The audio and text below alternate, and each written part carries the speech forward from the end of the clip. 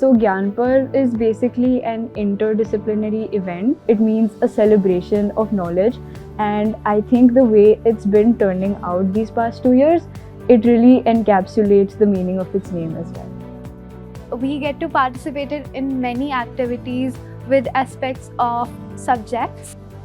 We had different quizzes, we had a youth parliament, and we had Incredible India, which I personally participated in. I was representing the state of Rajasthan, so I got to learn about the topography, about the mountains, and about the rivers that flow through there.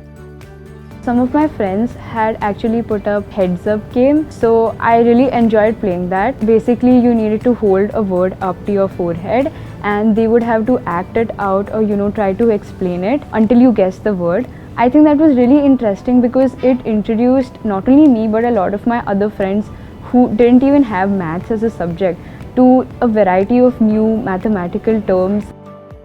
There was a really fun activity, the maths tombola. The organizers were spinning a wheel, but instead of numbers on the wheel, there were math equations, and the students had to solve the math equations.